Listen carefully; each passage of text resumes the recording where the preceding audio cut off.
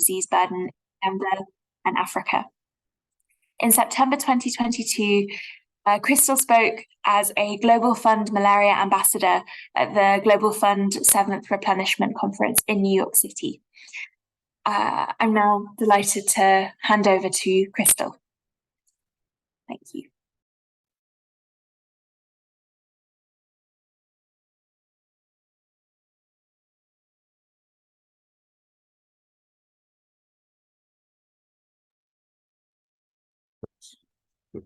Sorry, Crystal, your mic is muted.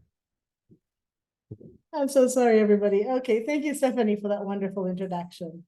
And welcome everybody to this training. So we shall be talking about understanding malaria and the innovations in prevention and control.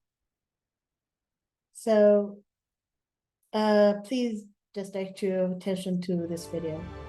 My little brother was 5 and he was convulsing. My mother used to work, but she had to make a decision. Should I stay at home and, keep this child cool so that they don't die, or do I go out and make the money that I need to buy the medication? It is the kind of decision that really no mother should have to make.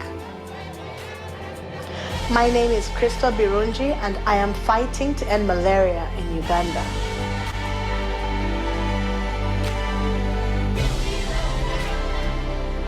I'm an entomologist working at the Uganda Virus Research Institute.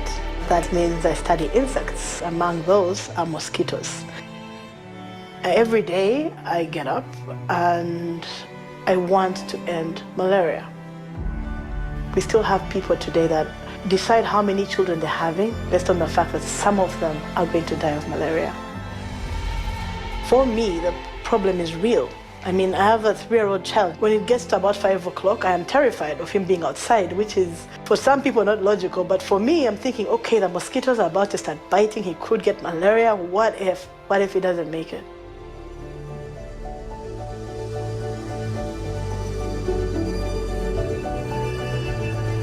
I'm in the entomology department, which you won't find a lot of women doing because it is field entomology, but I like it because then you get to really see the communities that you're trying to help. We're here in a fishing community on the shores of Lake Victoria. It's beautiful, but for them, it can also be deadly.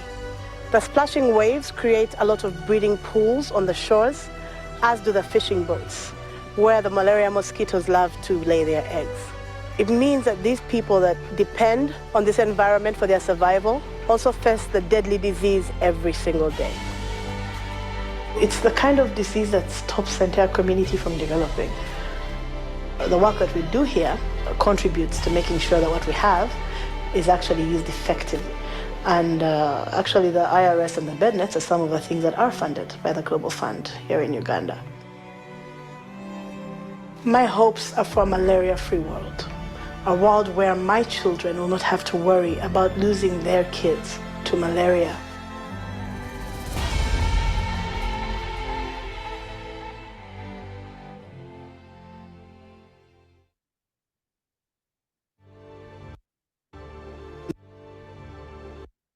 Yeah. So that video is, I think, an excellent example of really the power of, in this case, video journalism when trying to share a message that has really a lot of value when it comes to public health issues like malaria. So let's have a little bit more in-depth discussion about what malaria is.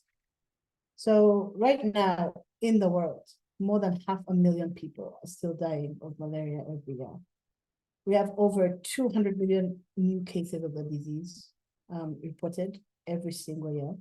And although we've seen a dramatic fall in what the numbers used to be since the year 2000, the truth is that progress has stalled recently. Since 2015, we're just not seeing the kind of reduction that we used to see before.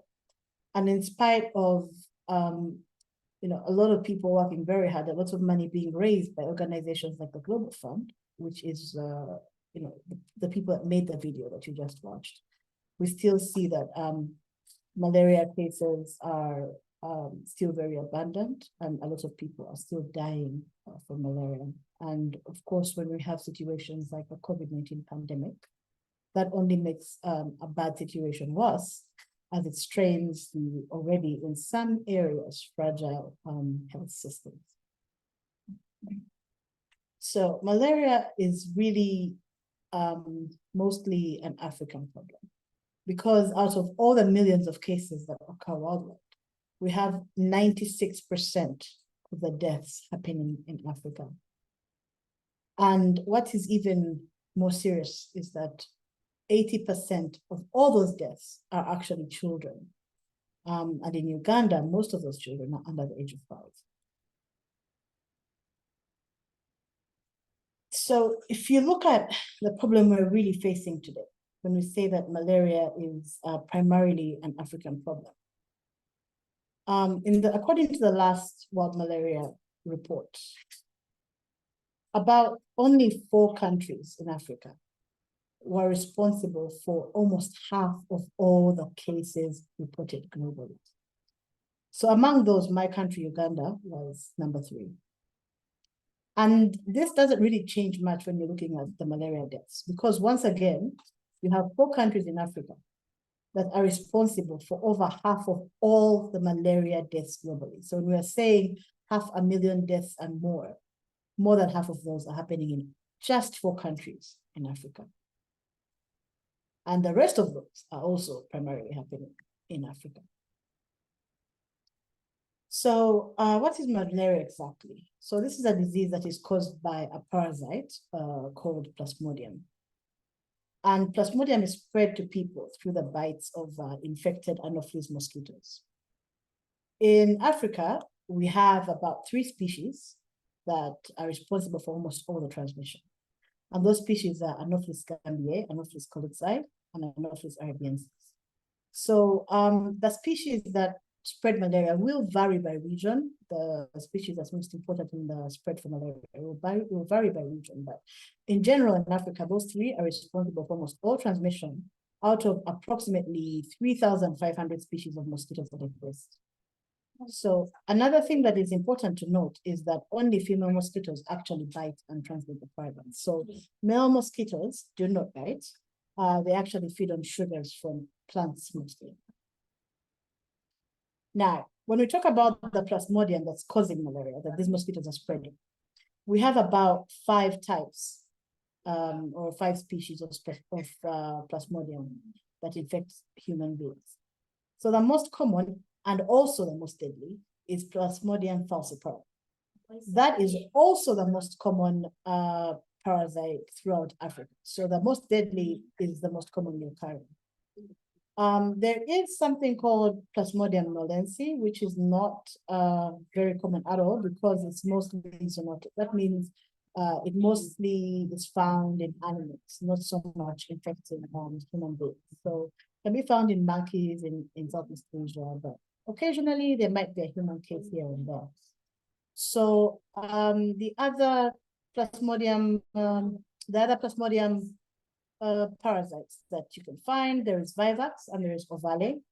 And these ones are unique in that they're difficult to treat. They have a special stage that we call hypnozoids, and those can lie dormant in the liver for weeks or even years. So since the person has been infected, it can take years before they suddenly have a relapse and cause symptoms. So those become very difficult when you're looking at malaria elimination. So this is a map kind of trying to show global malaria burden or incidence.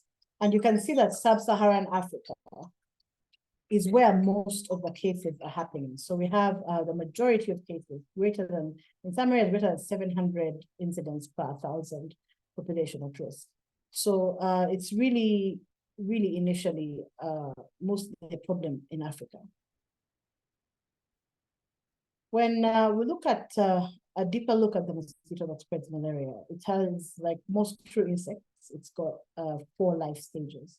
So we have the embryo or the egg.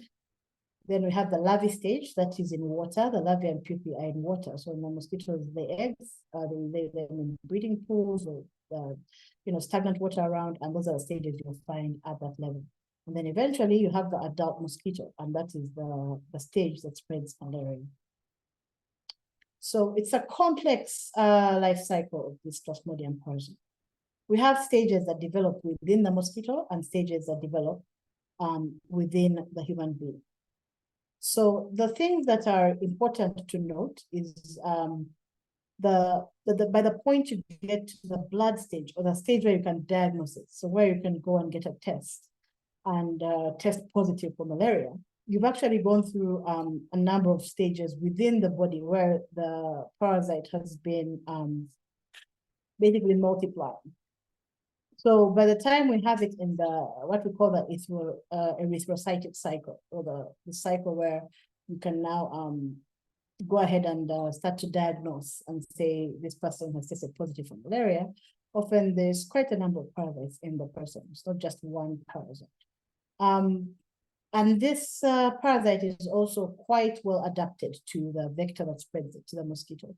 So there are stages that develop specifically within the Anopheles mosquito. After it takes in the blood meal from the human being, then there is a growth stage, a multiplication stage that happens within that mosquito. And parasites migrate to the salivary glands of the mosquito. And then when the mosquito goes to take its next blood meal, that saliva is injected into the person that the mosquito is feeding on, mostly because the saliva has anesthetic and anticoagulant properties. And then that way, the malaria parasite is passed on to the next host.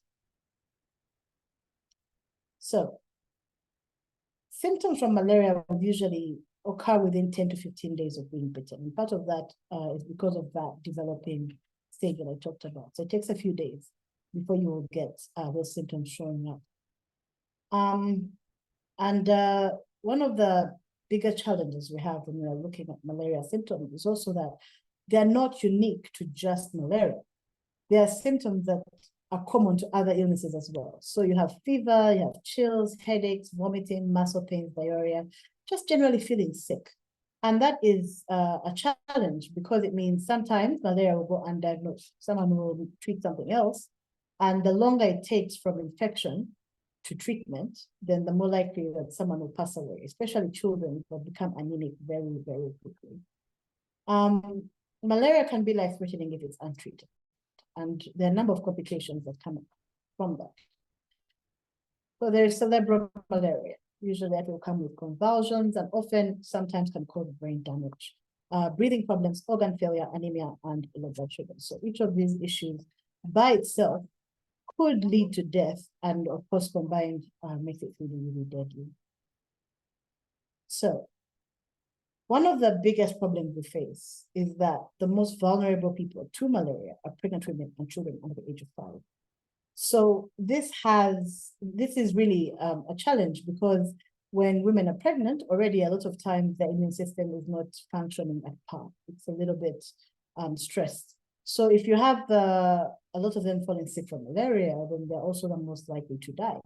This is the same issue when you're looking at children under the age of 5, because their immune systems are also not quite as developed as they would be later in life. And these are also children that cannot speak. So sometimes by the time you will know that a child is sick, they've been sick for a while. So often it is really a big challenge when we're trying to look at saving lives and trying to eliminate malaria. So I want to take a pause here and just hand over to Eric. Eric is going to moderate some questions. If anybody has any questions up to this stage about the parasite or how malaria is spread. Yes, Eric. Thank you, Crystal. Yes, as Crystal was saying, if you do have some question from the presentation right now, that's the time. Otherwise, if you don't have question, you can move forward to the training. So if you have question, please. Okay, someone has raised his hand. Let me see, Mr. Dauda Kieta.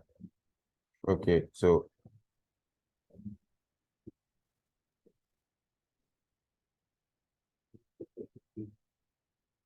I will open his mic, Crystal, for you to know, so he will directly ask his question. I think is Francophone, so you can select the English channel to directly listen to the interpreters. Yes, Translate. you should go ahead. I'll be able to hear him. Okay, cool. Monsieur Kikieta Daouda, votre micro, vous pouvez ouvrir votre micro et poser votre question.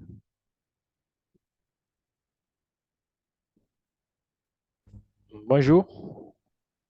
Bonjour, nous vous entendons. Allez-y, votre question. Bonjour à tout le monde. Oui, je suis. Vous m'entendez? Oui, on vous entend. Vous pouvez poser la question. Ok, merci. Je suis Daouda Keketa. Je suis journaliste reporter au Burkina. Donc, ma question s'intéresse principalement aux vecteurs de transmission du paludisme. Je prends l'exemple au Burkina Faso où en 2019, des moustiques génétiquement modifiés ont été lâchés à titre d'expérience pour lutter contre le paludisme. Bon, le problème est qu'ici au Burkina, il y a toute une polémique qui se propage. D'autres estiment que ces moustiques génétiquement modifiés sont à la base du paludisme qui sévit au Burkina Faso ici. Et quel est votre point de vue à ce niveau? Qu'est-ce que vous pouvez répondre à ces rumeurs? Merci. Je ne sais pas si je me fais comprendre.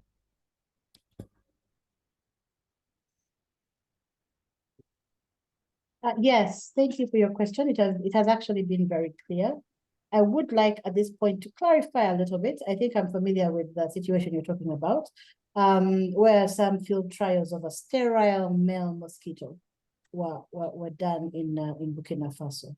So the first clarification is that the mosquitoes for that study were sterile male mosquitoes. So like we discussed earlier in the slideshow, male mosquitoes do not bite. Male mosquitoes only feed on sugar. So that means that they cannot be responsible for the spread of malaria. But also, I'd like to clarify the idea that at that point, that was a malaria control tool. So assuming that you are referring to the target malaria sterile male release, that was not meant to be a malaria control tool yet. So we are in the development phase for a malaria control tool that will use gene drive to control malaria mosquitoes. We're going to hear a bit more about that as I go ahead, just an introduction about it. So at that point, the sterile male mosquito is a capacity building tool. So it was really meant to build the capacity of regulators, of the teams that are handling the mosquitoes, to build the capacity of the process, for example, of importing mosquitoes.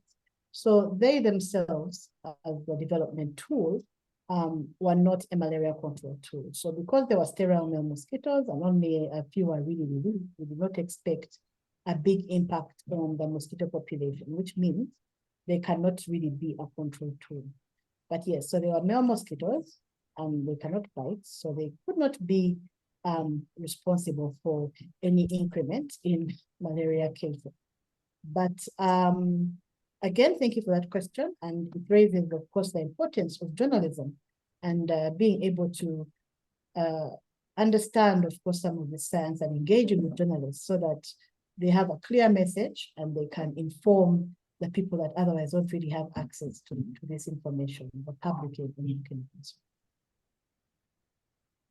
Thank you, Crystal, for your answer. And yes, well, I know that you do have some question maybe about gene drive mosquitoes, but as part of this bootcamp, we'll have dedicated module on these and these technologies. So I know you're impatient, guys, but the best is yet to come. So we'll have dedicated session where you'll be able to ask all questions regarding gene drive technologies or gene drive mosquitoes.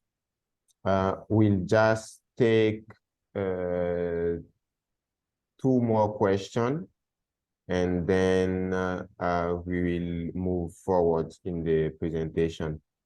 Suleiman has raised his hands. I will open the mic for Suleiman. And then after that, we have a question. Before we open the mic for Suleiman, we have a question from Apollinaire Agba, who is asking if there is 3 types of Plasmodium or 5 different types of Plasmodium. Crystal, if you can answer that before I open the mic for Suleiman. Yes, there is 5, but there are some that are more common than others. So in Africa, you will find mostly Plasmodium falciparum, and sometimes you'll find something called Plasmodium malariae. But in Asia, especially, there's a bit, sometimes some more ovale, and very, very small amounts of vivax, about 2% of all cases. And then, of course, there's Nolensi, which is mostly in animals, so 5. Thank you. Suleiman, go ahead, please.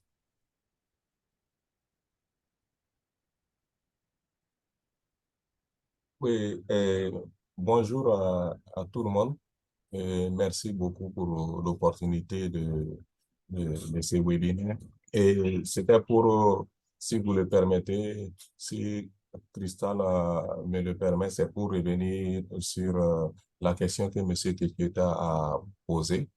Et il faut dire que je suis chargé de communication au niveau de Target Malaria au niveau du Burkina. Et comme M. Keketa l'a dit, il y a eu beaucoup de questions par rapport au cas de dengue et de paludisme, et notamment dont certains se référaient au lâcher qu'il y a eu. Et Crystal a bien répondu à la question. Je voulais juste ajouter que ce lâcher a été fait en 2019 et le 1er juillet 2019 et que c'était des moustiques mal stériles comme elle l'a précisé. Et au bout de quelques semaines, tous ces moustiques avaient disparu parce que c'était des mâles stériles et le mâle ne pique pas. C'est la femelle qui transmet le paludisme. Et on a eu de très, très bons résultats et ce n'était qu'une première étape. Voilà.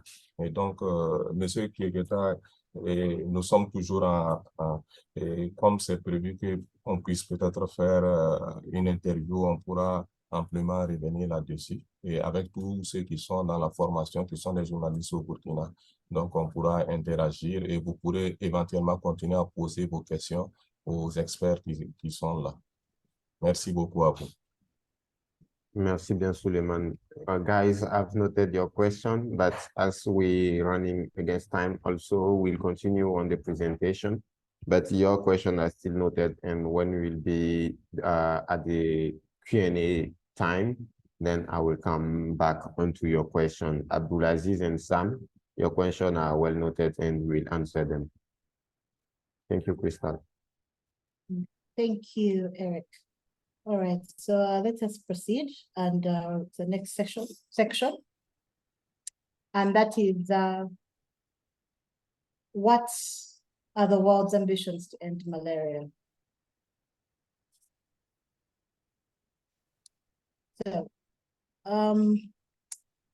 So the Sustainable Development Goal target 3.3. These are the goals that a number of countries have come together and deemed as important if we want to improve everybody's lives in the world and end poverty. And one of those is that we must end the epidemic of AIDS, tuberculosis, malaria, and neglected tropical diseases, as well as combat hepatitis, waterborne diseases, and other communicable diseases. So the WHO Global Technical Strategy targets under this development goal include 1, reduce malaria mortality rates globally compared with 2015. So how many people are dying? We want to reduce that. And the milestones that were set were at least 40% in 2020. And yes, we are not there. We've not gotten to 2020 goals because actually since 2015, the mortality rates have barely changed. And of course, that means we're not really on track to meet 2025 to 2030 of at least 75 and at least 90%. The second issue was to reduce the malaria incidence case globally, or the number of cases, compared to 2015 by at least 40% by 2020. And again, we are not on track. So the third one was to eliminate malaria from countries in which malaria was transmitted in 2015. So that we've done a little bit better. Some countries, at least 10 countries, have eliminated malaria by 2020. Unfortunately, in some other cases, in some other countries, the cases have actually gone up. The other thing was the last one was to prevent the reestablishment of malaria in all countries that are malaria-free. Yes. And that has at least been done. And the countries that were malaria-free, by 2015, there has not been a reestablishment of malaria. Though maybe an interesting thing to note that falls under this is that for the first time in over 20 years, cases of local malaria transmission have been found in the United States of America. So I guess it is arguable that, though at this time we're not thinking about the USA, obviously. So if we're looking at the progress, this is from WHO, the progress of towards malaria elimination. So on the left, we are looking at the cases, and on the right, that is the graph for the deaths. So in blue, the blue solid line, the dark blue, are the current estimates of global case incidence. And then in the green dotted line is the milestones that were set, that we had to follow starting from 2015, or we had to meet. And then in light blue is where we think we shall actually be if we don't change something in the current trend that we are seeing. And so we can see that there's a very big difference between where we want to be and where we are actually predicted to end up based on what we are seeing at the moment. So for example, if you look at 2020, in the year 2020, we had 241 million malaria cases. And that is the same as in the year 2000, where we are saying we had seen a very big impact. And that is really a challenge. So we have had case incidence rate fall, and malaria deaths also fell by 30% between 2000 and 2020, and also mortality rate has fallen quite a bit between 2000 and 2020 by about 49%. But the problem is that we are not maintaining the kind of trend we need to see if we want to make sure that we eliminate malaria in the time that we would like to, and save as many lives as possible.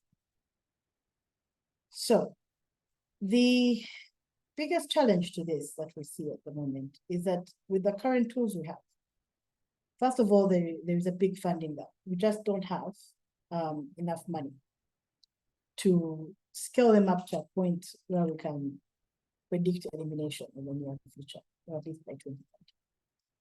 So we've seen a slow in momentum. First we had a drastic change, and then since then, if you look at these, if you look at this graph right here, you can see that the line is almost flat. The momentum is just not there anymore. And that is because some of the key tools that made this big difference at the beginning, the nets, the long-lasting insecticide-treated nets, the ACTs, or malaria drugs, basically. Those helped us reduce rates by about 50% between 2000 and 2015. However, they're now both suffering from resistance. So insecticide resistance, drug resistance. So that means that they're not as effective as they need to be. And that has made them less effective, and is a really big challenge. And to try and solve that problem, new tools are being developed.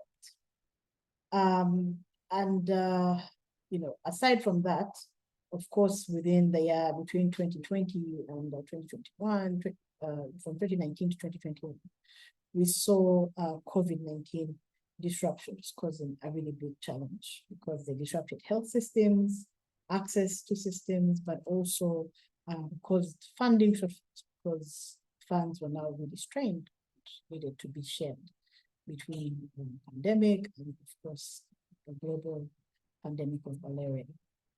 So that is a really big challenge to malaria progress. But also, we can't leave out the potential impact of climate change. Of course, if we're seeing malaria cases where they never used to be, or if we can no longer predict the cycles of malaria to be able to distribute some of these tools in time, that would really risk putting us backwards from the progress that we've made. So what can we do about this? So the road to malaria elimination or eradication would depend on mostly three arms. One, preventing malaria from happening in the first place. The second arm is managing cases. If someone has malaria, treating them so that we prevent death and also further transmission to other people. The third thing is disease surveillance. So making sure that we can put the right tools in the right place to prevent disease from happening there, and maintaining no malaria in the places where we have managed to have no malaria. So within prevention, and we always say prevention is the best treatment, isn't it? If people don't get malaria, then we don't have to worry about them dying. So within prevention, we have the most effective to date, if you look at data, have been vector control. That means targeting the mosquito that spreads malaria and preventing it from biting people. So that is where things like indoor residual spraying or mosquito nets fall. Then we have chemoprophylaxis, which is when they give people medication to prevent getting malaria. For example, in pregnant women when they go for antenatal. That has been useful, but it does have a few challenges. Just like vector control is challenged by resistance, just like our current tools are challenged by resistance. The chemoprophylaxis is also challenged by resistance. It's challenged by people adhering to the medication, taking that medication, but also only works in a certain group of people, because elsewhere, if transmission is all year round, for example, in most places of Uganda, it is not very feasible to give people drugs the whole year. It also risks increasing resistance. Then there is vaccines. So vaccines are given usually by injection, and they would help the body to build immunity against malaria, so that if someone comes into contact with a plasmodium, they do not fall sick. The immune system can fight it. And I will talk a little bit more about this ahead.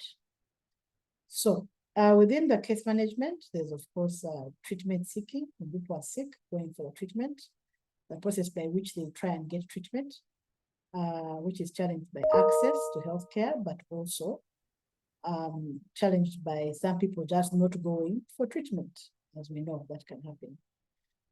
There is diagnosis, how easy it is for people to diagnose that someone has malaria. Do they have the tools? Are they able to do that check? And there is treatment, which is of course, are the drugs available to begin with, and do they work? Of course, resistance is challenging that. So within disease surveillance, we have targeting interventions and maintaining elimination. So basically, those are interventions that will prevent the transmission of malaria, basically, so the transmission cycles, and also maintaining elimination in the areas where there is no malaria. You have to keep track of what's happening with the mosquitoes in the environment and with plasmodium infections that might be there. So there's also some work in maintaining elimination, making sure that you don't get reinfections of malaria happening where there's been no malaria. That is not necessarily that easy or even cost effective for the countries that have managed it. Just that maintenance sometimes it's quite expensive. So the issues we have now is that the existing tools are good, but they're insufficient because of some of those reasons we've talked about. So we have reduced how many people are dying, and we've saved millions of lives, but it has not been enough to eliminate the disease. So the cost remains. People are still spending money in trying to get treated. We are still spending money on the existing tools, and yet millions of people are still dying. We have about 76% of the countries that 76 countries that monitor resistance. 80% of them have reported resistance to the insecticides that are currently being used. And that is really a problem. It shows that we could end up having less and less effective control of malaria using these tools. So, with an actual increase by 13.4 million cases in total since 2020, clearly we are at risk of going backwards in the fight against malaria. So, what are the other challenges that are making this very difficult? There's been some change in mosquito behaviors. For example, you have a species called Anopheles stevensii, which was previously only reported in Asia, but now it has been spreading into Eastern Africa. And it's particularly dangerous because it is an urban mosquito. Within Africa, most of the times, the species we've been having, they prefer rural areas. So it means that there are urban areas, which are, of course, in Africa, very heavily populated areas. And these areas have been having low malaria transmission. So if you have a mosquito that now is present in those areas, increasing malaria transmission in an area where people may not have as much immunity, and where we had been able to not have as many tools being deployed, it means that we're at risk of a real disaster and losing a lot more lives to malaria if an intervention is not brought up against this mosquito. So currently we would require $7.3 billion a year for malaria control if we are going to be able to do it effectively. And we do not have that amount of money. In fact, we are short by $3.8 billion using the current tools. So that means it remains clear that we need more cost-effective and sustainable vector control methods. So some new innovations are in development to try and combat that issue, that problem that we're seeing. Among those are vaccines. There have been a couple of new vaccines that have been recommended by the WHO. We have the RTSS vaccine, and that was recommended by WHO in 2021, and it's expected that rollout of this vaccine is going to be done in pilot countries, and Gavi will continue to allocate for even additional countries. But the challenge here is that there's limited production capacity. In other words, there just isn't enough vaccines to go around. People that need it are more than the vaccines that are available. The other one is the R21 Matrix M. So that vaccine is the first vaccine to meet at least 75% efficacy goals. And it has been approved as of last month. But while this is a really useful and good tool to have in the toolbox against malaria, it is not likely that it will be sufficient for eradication, just because of some of the drawbacks. That is the expense of some of the vaccines, but also just production capacity and, of course, adherence. As we know, for a vaccine to work, someone has to take their children to get vaccinated. And these vaccines basically require at least 4 doses for continued protection. So that is going to be a challenge for vaccines. So we still need additional tools to add to the vaccines and the other tools that we have if we want to eliminate malaria. And of course, there's still the PFS vaccine that is in phase 3 trials.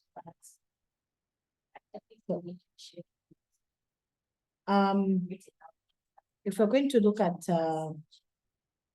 what else is happening in this space with the vaccine, and what the challenges are, where it is at the moment.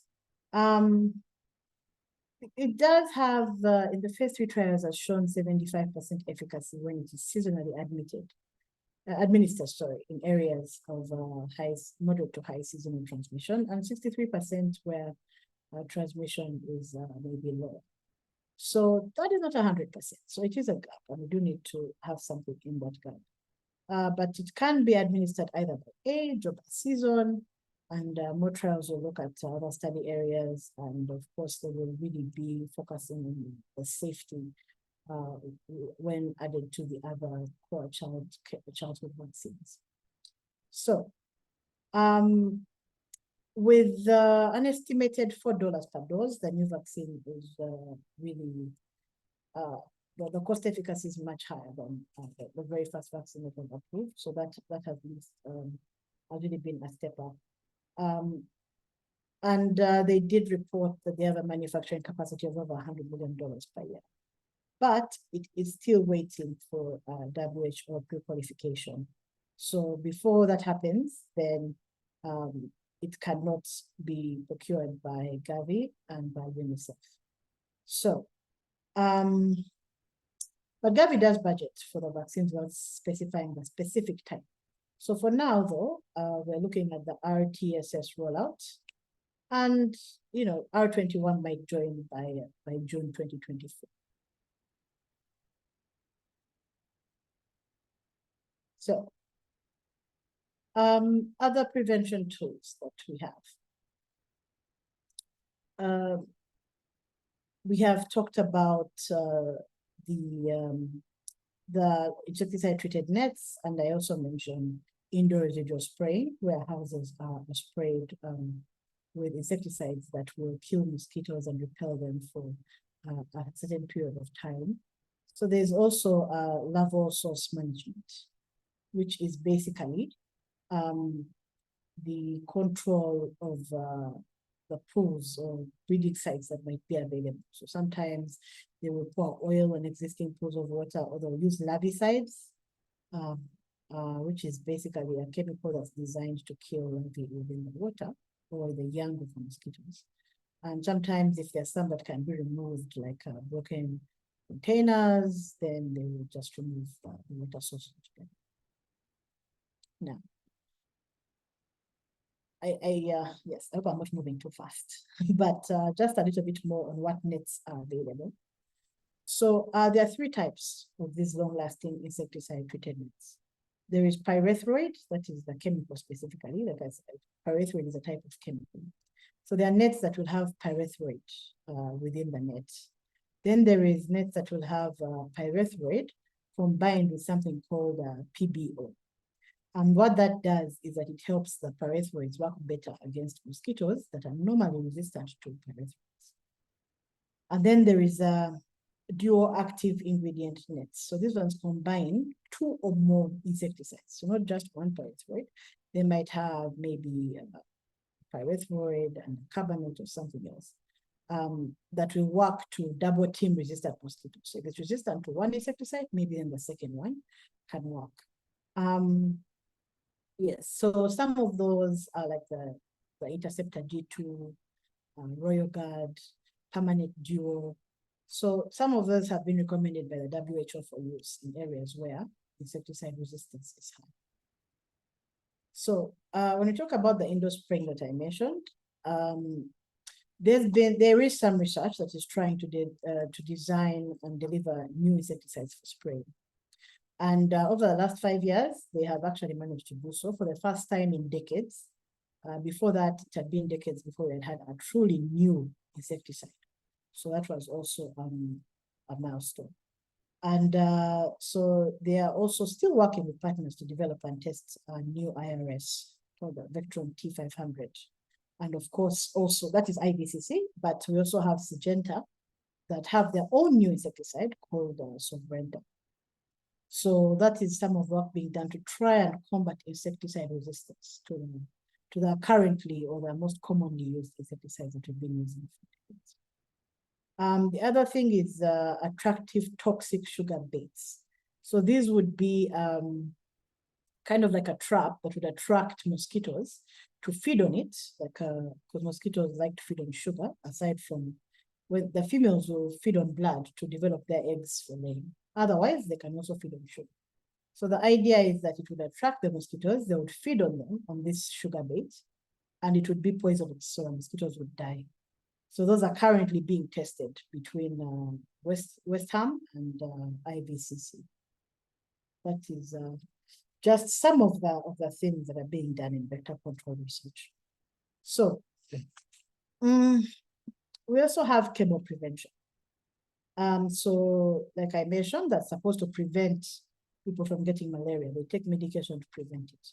So at the moment, there is intermittent preventive treatment of pregnant women, or IPTP, which, like I said, is given to pregnant women who go for antenatal in areas where there's moderate or high malaria transmission in sub-Saharan Africa. So right now it's in 35 countries, but this 3-dose coverage that they require is only at 35%. And that is, rather, in 35 countries, it's only at 35%. And that is really a challenge, because that means there is an unprotected 65% out there. Intermittent preventive treatment of infants and school children, which is now called PMC, has been started. And it's delivered to infants through immunization services and to children through schools in areas where there is high malaria transmission or moderate to high in sub-Saharan Africa. We also have seasonal malaria chemoprevention that is given to children under 5 years of age during the malaria season, although WHO has been discussing raising that so that children over the age of 5 in areas with high seasonal malaria transmission can also receive it. So in 2021, it was in 15 countries and nearly 45 million children were treated. So that is one of the things that is currently being done in chemoprevention. Of course, the challenges to this kind of thing is if you have climate change happening and you have seasons, malaria seasons no longer easily being identified, it makes it difficult to determine when it will be needed. And it also might require multiple rollouts. So this is a problem when you're budgeting. If countries budget for this chemoprevention, predicting specific seasons, and then you have a longer high malaria season than you're expecting because maybe you have more rain, then that means that there's a risk of under budgeting or running out of money to buy some of these drugs. So there really are some challenges to the tools that we have. So we under diagnosis, we have rapid diagnostic tests, or what we call RDTs.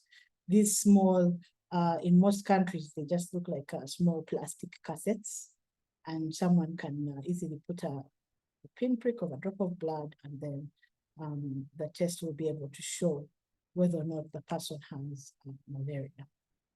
So they're cheap and they're easy to use. However, there are some mutations that happen in the parasite that we are calling HRP2 or 3 deletions. So it's a mutation within the parasite that makes this test unable to detect that parasite. So someone will take the test and they will have malaria, but because of this mutation or this deletion, the test will show negative, which makes it very difficult to treat that kind of malaria. So some cases could go untreated, which of course increases transmission and possible death. So there are more diagnostic tools in the pipeline, but it is a major concern that people have not really been discussing a lot. What happens if our RDTs can no longer detect malaria? Then there is PCR. So PCR, you might have heard a lot about, especially during COVID. It is a lot more accurate. It uses, basically DNA detection or to show whether or not someone has got malaria plasmodium in the blood somewhere. So it is accurate, it is specific, and it is good at detecting low levels. However, it is expensive. Running a PCR is quite expensive, and it requires specific equipment that you will, of course, not find in, especially most of these affected communities. There's also microscopy. People look at slides and they're able to see if a parasite is present in a blood sample. But this is expensive and it requires technical expertise. So if they do not have people that are qualified or trained in this parasite diagnosis, then it means they can have possible user error. That is the challenge there. There's also symptomatic diagnosis. So in many places, people do not have access to these tools or these tests. As we've mentioned, a number of them are very expensive. So in some settings, healthcare providers diagnose malaria just based on symptoms. Does the person have fever? Are they nauseated? Now, the problem with that is that they're similar to many diseases, like I said. For example, COVID, typhoid. There are a number of diseases that have that same symptom. So that means patients can be given the wrong medication. So aside from the risk of death from another disease when you're given the wrong medication, there's also the more common risk of drug resistance. When someone takes a malaria medication but they don't have malaria, it contributes to building resistance of Plasmodium against the malaria drug, which means that later on, this person might not respond to the available malaria treatment. So,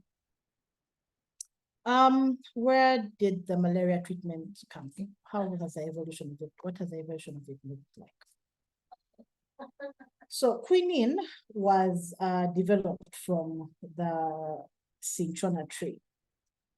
So that tree dates back hundreds of years to indigenous populations in South America. But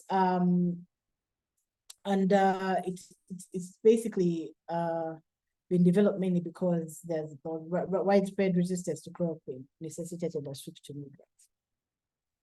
So quinine to date remains the second line treatment for malaria. So it means that if you don't get better with the first line treatment, which is the artemisinin combination therapies in most countries, at least in Uganda, for example, that is what they will first give you. It's the most common first line drug. But if the patient does not recover, then quinine is the second line drug in most of these countries. So the challenge is that quinine has, in a number of cases, rather strong side effects, deafness or something like that. So quinine has a risk of strong side effects. So usually it is not a first line treatment, but it is still being used as second line where first line drugs fail. So with the first line drugs that I was talking about, which are the ACTs right now, there has already been reported partial resistance emerging in Southeast Asia and in the Horn of Africa. So that is a big risk because that is what we are currently using to treat malaria in Africa. So there's also next generation drugs, ganaplacide, lumefantrine. So that's a combination of those two. So it's a non-ACT combination, and it's being developed for Plasmodium falciparum, and it's in phase 3 trials. We also have some suggested radical cures for Plasmodium vivax. Like I mentioned, this has about 2% incidence, but it's difficult to treat because of those parasites hiding in the liver. It's difficult to clear it. And that could cause recurrence in places where malaria has even thought to be eliminated. So the idea is to use terfenoquine and primaquine to target them in the liver, those parasites in the livers of the people that have it, and completely clear that infection from recurring. So currently there are about 14 curative medicines and 6 preventative ones on the WHO essential medicines. So what are the things that we're excited about that could be developed in the future? So we are looking at monoclonal antibodies. or the maps that are expected maybe 2027 or 2028. So those are similar to vaccines, but they might be safer for immunocompromised groups. So, you know, there could be a potential game changer for people who have a compromised immune system and so might react badly to vaccines. There's also long-lasting injectable drugs. The idea would be that, you know, kind of like the chemopreventive therapy, you would get a drug that would protect you from malaria for a certain period of time and could be used, for example, in seasonal situations. There's the toxic sugar baits that I mentioned, because I expected that probably maybe by 2025 we might be able to see something. And then we have gene-drive mosquitoes, which would basically be a mosquito that is modified, genetically modified, with a gene drive inserted, and that mosquito would spread throughout the local populations and cause, say, female infertility or a male bias, for example, if the mosquitoes are producing only males, and eventually reduce mosquito populations because of that, thereby interrupting transmission. So that is an example of what target malaria is currently working on. And those are expected maybe sometime in the 2030s. Another option is mRNA vaccines. So vaccines basically using the mRNA method. And those are something that we could look forward to being added in the malaria toolbook sometime in the future. So just to give a little bit more insight on the gene drive technologies, because I know that there were some questions, though there will be further sessions in the future that will clarify more on gene drives and give you a little bit more information. It is a bit of a learning curve for somebody who doesn't know anything about it, but that's what the future sessions are trying to address. So gene drives are tools that enhance the chance of a specific gene being passed into an organism's offspring. So basically it means when we want to make a change to a mosquito, say we have said we would like mosquitoes to only produce male mosquitoes because more mosquitoes do not bite. And of course, if you have more male mosquitoes, there are less females to reproduce. Let's say that is the change that we want. So once you have inserted that change or that gene into your mosquitoes, that is just called genetic modification. That gene is only inherited by 50. The chances of it being inherited by the offspring is only 50% because it will mate with the wild type that doesn't have it. So the problem when that happens is that in a few generations, your modification is gone. It's just lost from the population because the chances of it being passed down are really by chance. They're not very high. Or the other thing is it might remain there, but in very small numbers, which may not have the effect that you need. So that gene drive is something that can be added to your modified mosquito that change those chances of being passed down from 50% to maybe 99%, whereby all the offspring will have a modification, which means it's unlikely to be lost. So it means when that specific gene is passed down into the organism's offspring, it becomes more prevalent in the population over generations or more common. So it keeps increasing. So what that means is that the gene is being driven to increase its frequency in the population. That's why we say gene drive. So you had your genetic modification and you add this tool gene drive and it drives the gene throughout the whole population. So that is what gene drive technologies are in brief, and that's what Target Malaria is working on. There will be more informative sessions that take you into exactly how it works and how it is developed. Otherwise, thank you so much for your attention. I hope I was not too fast. But at this point, we are really ready for some questions. I saw some notifications of some hands going up. I hope you kept your questions, and I will hand over to now Eric to moderate some questions in the session. Thank you, Crystal. Thank you very much for this training and for the knowledge and insight that you shared with us. There are many questions here in the Q&A box, and also some people has have raised their hands. So if you remember, there were some questions that were not answered during the first phase. So we'll start with them, and then we'll come up to the questions that are on the in the Q&A box also. So I will start with this question from Abdulaziz Senou from Burkina Faso, who is asking, which are the main symptoms and also complication of malaria?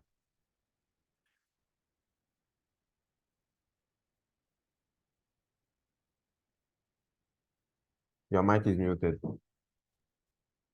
Sorry about that. Yes, I did discuss a few of those earlier, so I'm just going to go ahead and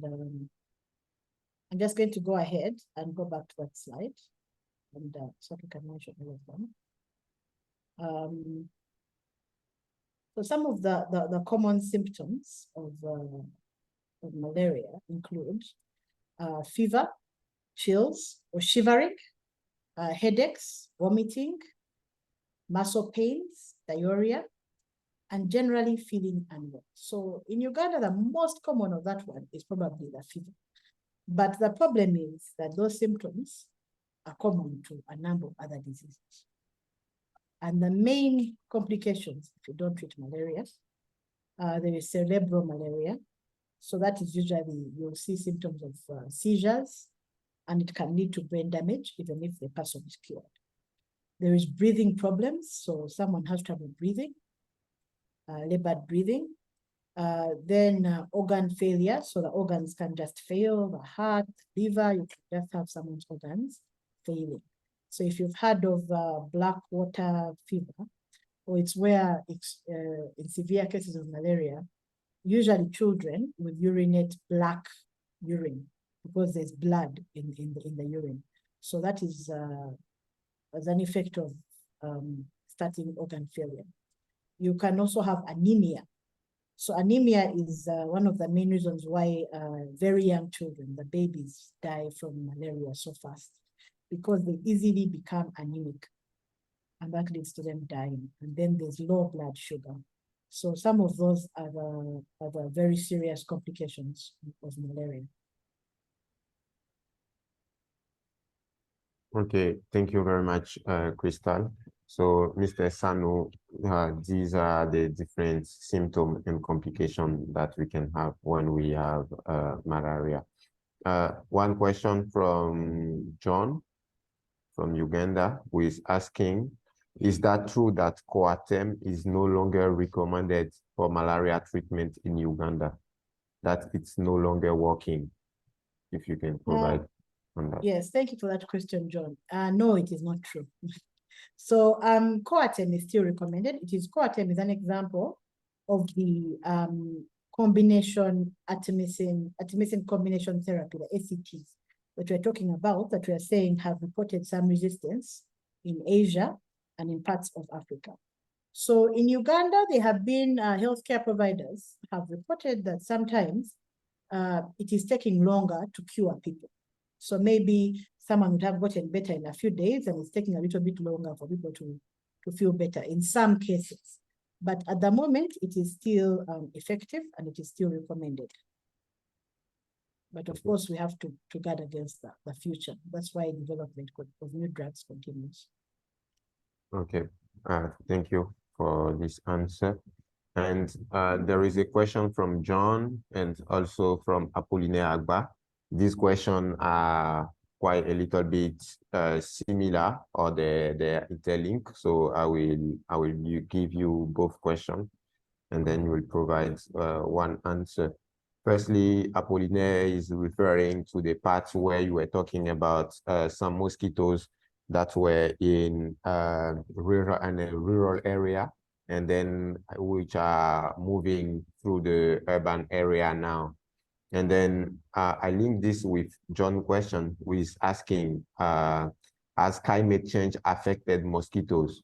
Because one local scientist once told them that they have evolved in terms of being aggressive when it comes to biting.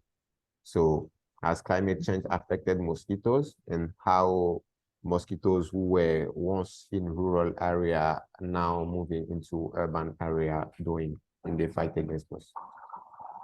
Yes. Okay. So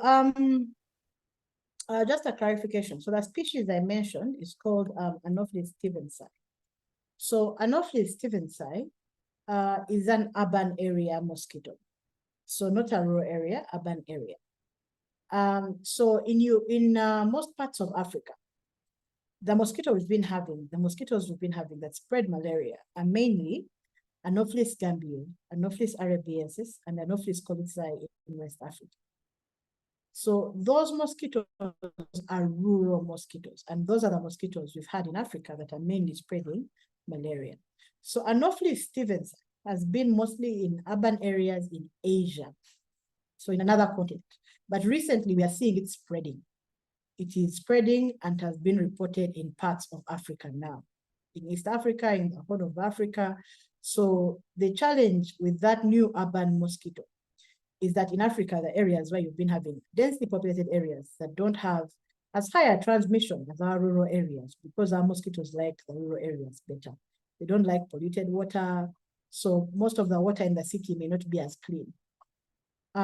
So those areas in our cities have been having low malaria transmission compared to the rural areas. But now we're having a new mosquito that likes urban areas and therefore can spread malaria in those urban areas. And that leads to a lot of risk for malaria elimination. So the reason why the mosquito is spreading. So yes, some of the theory has been that it could be due to some climate change. But at the moment, that is something that is really at the forefront of things that really have to be studied, because we haven't had a lot of studies about the link between climate change direct impact on the mosquitoes themselves. But one thing that we know is that mosquitoes tend to be in higher numbers in the wet seasons when it is raining, for example. And we also know the temperatures that mosquitoes like to be at. So what is happening is when you're seeing the warming in certain areas that used to be cold, then you can also see, and you're seeing an increment in malaria cases and mosquito numbers, then you can infer that actually when it gets warmer, the environment becomes better for the mosquitoes, which means it's a risk for malaria being spread in those areas. So, and and so on and so forth, all the different ways in which climate change is changing areas. Of course, if you have a flood, for example, it means you have more breeding pools, more water in which mosquitoes can lay eggs, and more mosquitoes can lead to more malaria. So in terms of the question about whether mosquitoes are becoming more aggressive because of climate change, I cannot say whether that is true or not. I'd have to see the study and would have to compare how aggressive they were before and after. So I cannot say if that is true or not, whether there is more aggressiveness of mosquitoes due to climate change. But I will say that if a mosquito species that was biting was changing, you have a different species, they may have different behavior. Maybe the ones you had before were biting people a little bit less than the ones you have afterwards. That is possible, but it's really a question of possibilities because I would have to look at a study from that specific area. So the challenges that you're looking at when it comes to behavior change are maybe biting outdoors instead of indoors. Because if you have your nets working indoors and spraying happening indoors, but then in some areas, mosquitoes are beginning to bite outdoors, that is a challenge to the tools that you're using. But of course, also having mosquitoes where they never used to be because the temperatures are changing or you have more rainfall. Yeah.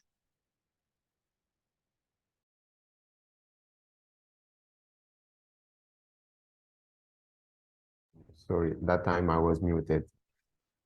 One question from Mathieu is saying, from monitoring, from prevention to case management and monitoring, which strategy to reinforce, to strengthen?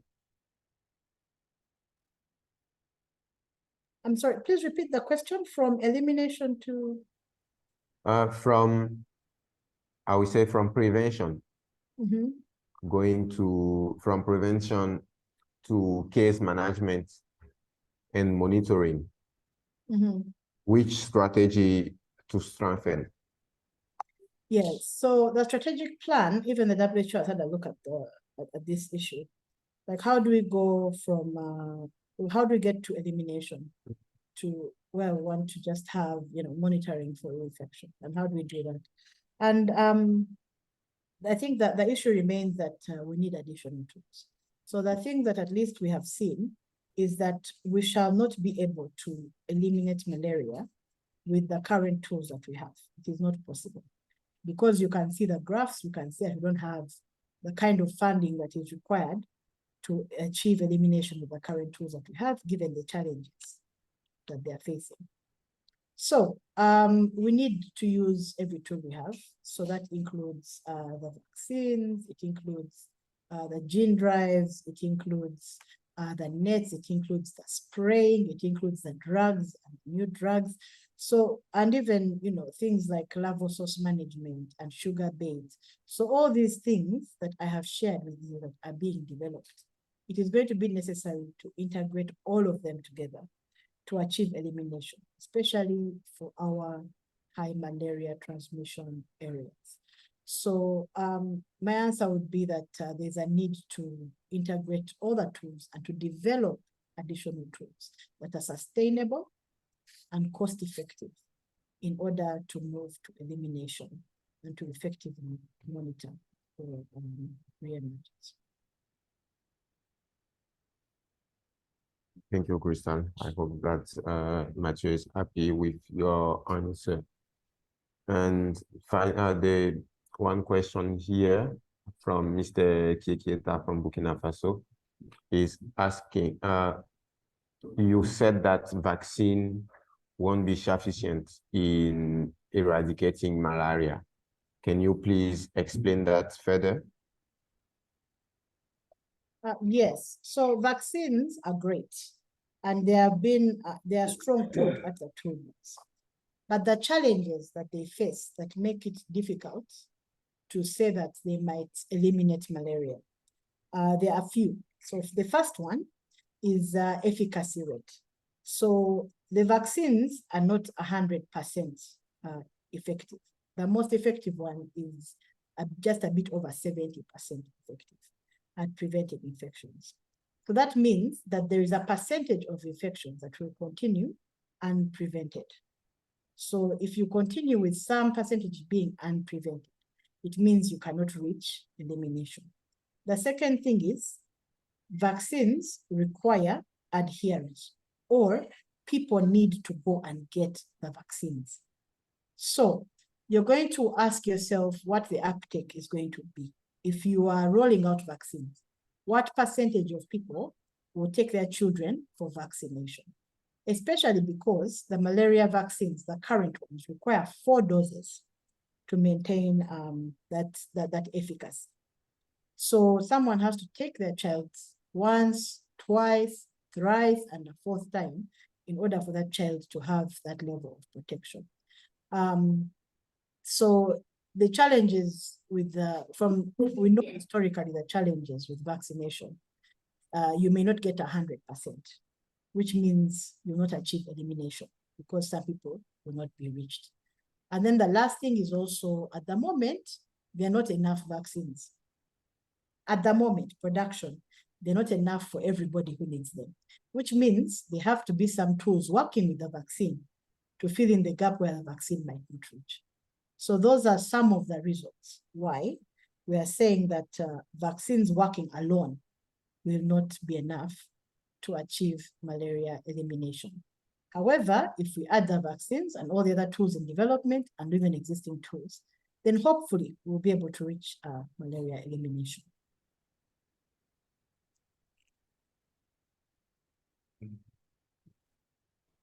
Okay, thank you, Crystal. Another question from Dauda, and also linked with one question Sam shared in the Q&A box. Some were asking if you wanted to create genetically modified mosquitoes. And also Dauda's question were about the gene drive technology can help reduce the mosquitoes responsible for transmitting malaria in the coming years. But don't you think that this can... Okay, just to clarify, the first question was, do we want to create genetically modified mosquitoes? Yes, that's the question from Sam. And then the second one is, do we think they can help eliminate malaria? No, the second question is gene drive tech. You said that gene drive technology can help reduce the mosquitoes responsible for malaria in the coming years. So the second question regarding gene drive technology is, do you think that this technology can create other consequences? Okay, yes. So for the first question of, do we want to create genetically modified mosquitoes? So Target Malaria is a not-for-profit research consortium that is developing genetically modified mosquitoes with gene drive to control the wild-type mosquito populations, thereby interrupting malaria transmission. So right now we are still in development phase. We're developing the tool, but yes, the goal is to develop a genetically modified mosquito with gene drive that will help to reduce mosquito population numbers in the wild or in the affected countries and reduce malaria incidence. So that is the first question. Then the second question, where someone is saying, do we think that this might have some consequences? So gene drive development is a new technology. So understandably, there are quite a number of questions that people have. So Target Malaria takes safety very seriously, and it is also quite strictly regulated. So genetic technology is strictly regulated. We don't work in a vacuum. We don't just decide what to do. So it is regulated in each country where target malaria research is happening.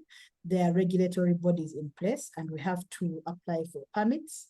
They have to look at the protocols, and they have to make sure that they give you permission to work when they have looked at your protocol and what you're planning to do and determined that it is not of harm to the people of that country. So there are regulatory agencies in place, and we have regulatory advisors within the team, making sure that we really follow every rule.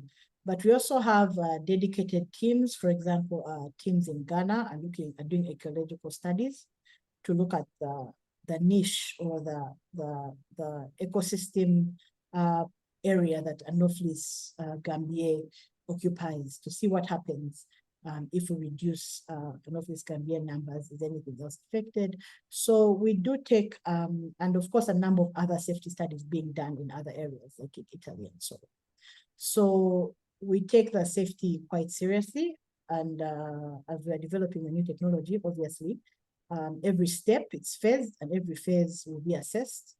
And at the end of the day, before we can say that we have this tool that we think will work, that might be available for the Ministry of Health or whichever the implementers are in the different countries, then we shall have tested to the best of our ability to make sure that it is safe and we don't expect certain consequences. But of course, the most important part is that the research is quite evidence-based, very rigorous, but also very highly regulated.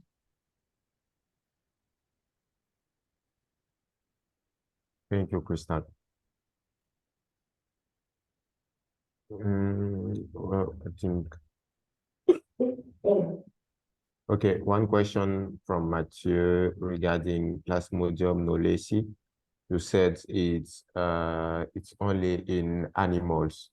So he's asking which kind of animal, and is it possible from like to have a contamination from this animal to human? Yes. Okay. Yes. So Plasmodium knowlesi is what we call mostly zoonotic. That means it prefers animals. So you mostly find it in monkeys in Asia, but every now and then you find a few human cases. So usually when you have something like that happening, it would normally be because you might find that the mosquitoes that like to spread that Plasmodium prefer biting monkeys. So if the mosquitoes that are spreading it prefer to bite monkeys, then you'll find it mostly in monkeys. But every now and then, a person may just get infected by chance. Maybe the mosquito lands on a human being who is in the forest. But yes, so that Plasmodium knowlensi, it's very rare to get human cases, but it can happen. Okay, thank you. One question from Dodao is asking, do you think that gene drive technology can, in the future, be the cause of other pathologies? So gene drive technology is a technology. It's like saying medicine. So there'll be different variations, and I can't really comment on all gene drive technology. I can only comment on what Target Malaria is working on, which is gene drive mosquito for malaria control. And like I mentioned, we're really trying to look at having modified mosquitoes that will reduce mosquito populations in the wild. So gene drive is very targeted. It means when you make a genetic modification, you have to make sure that your modification is only and only the specific one you're trying to change. So for now, our target is just having mosquitoes that either will affect female fertility or produce only male mosquitoes. So that is the change we're trying to make. It's the change we expect to see. And it's what all the tests, the safety studies, and the regulators will be looking at to make sure that the change we've made, that is what it does. So what we expect to see is mosquitoes that reduce mosquito populations in the wild, thereby interrupting malaria transmission. And that is what we are aiming at. Target malaria using gene drive. All right. Thank you, Crystal. I think the last question here in the Q&A box from Mr. Senu from Burkina Faso. With all the challenges that you have listed, do you have some success story or maybe also some, I would say, some success story do you have in the fight against malaria in different countries or different regions? And if you can share that with them, with us. Yes. So some countries have eliminated malaria.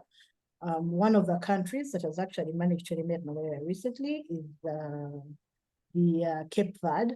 Cape Verde has managed to be declared malaria-free. So to be declared malaria-free, it means you've had, I think, about 3 years of no local transmission of malaria having been seen. So it can be done. Cape Verde and about 9 other countries managed to, or 10 other countries, so have managed to actually eliminate malaria. So it can be done. And yeah, so this information is available. If you go to Google and you look it up, you can see the malaria-free countries that have been declared malaria-free recently. And so it means there is hope. Of course, most of these countries do not have as high a transmission area as, say, Uganda, where the whole country, over 90% of the population is at risk, which is why, you know, we might require additional tools for countries like that. Some of those countries that are making up most of the cases of malaria that are being seen. However, countries like Cape Verde have shown that if you combine all the tools that are available, then you can achieve malaria elimination. It just means that for some places, you may need more tools than others, depending on the environment, on the species of mosquitoes they have, and on how big the problem you're tackling is. But at least we know it is possible. We just need to persevere. Thank you very much, Crystal. No further question here on the Q&A box, but I can see that Mr. Wetaya has raised his hand. So, Mr. Wetaya, I will allow you to talk. You can unmute and ask your question.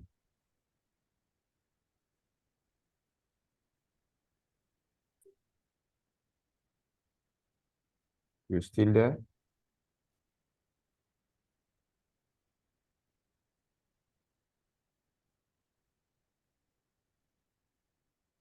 Okay, so I think that we don't have any more questions. Crystal, I don't know if you have something for your closing. If you'd like to share something Yes, Divin, we'll share the subsequent timetable with for the upcoming session. Yes, when Crystal will be done with her closing sentences. So yeah, Crystal, you have the floor, please. So yes, I want to thank everybody who has attended today's session and all the wonderful questions that we have gotten. So when we are developing technology, questions are very important because they contribute to the development pathway. We look at what we can register what the concerns are, and we can be able to work that into making sure that everything is really addressed. But most importantly, you know, journalists are very important arm of science and of public health. Historically, we know a lot of public health workers, a lot of scientists have not really been that great at communication with the general public. So a lot of times what we say is very complicated or not very well communicated.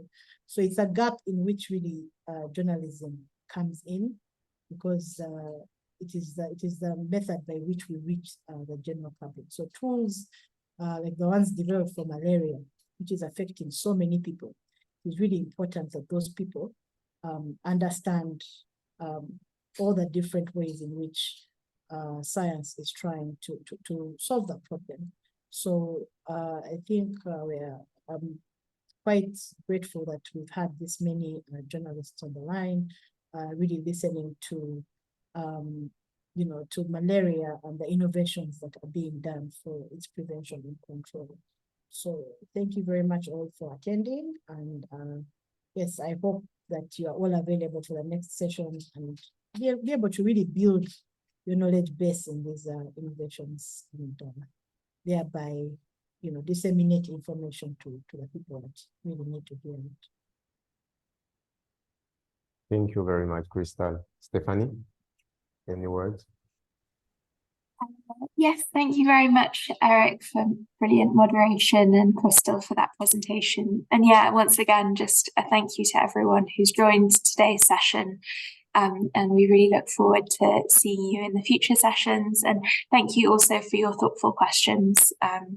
That, as Crystal said, this is very important to us to make sure we answer them. So yeah, thank you very much. Thank you, Stephanie. Thank you, Crystal. For us, I would say it's just a beginning. We have a long way to go together. And yes, thank you very much for being on that call. So this was the first module. The second module will be around genetics and gene-drive technologies. So during this module, we'll have the opportunity to discuss what is genetics, what is gene-drive technologies, and how Target Malaria is using gene-drive technology in the fight against malaria. So we'll have enough time and room for all discussion, for all your questions around this topic. And the next session will be held Tuesday, the 14th, same time, 12 p.m. I will send you an email with all the different information, as well as the link also to attend this session. It was good for us to host you today, and we hope that we'll be continue to have you connected for the next session. Till then, we wish you all a very nice day, and hope to see you soon. Thank you very much, everyone, and have a good day. Bye-bye.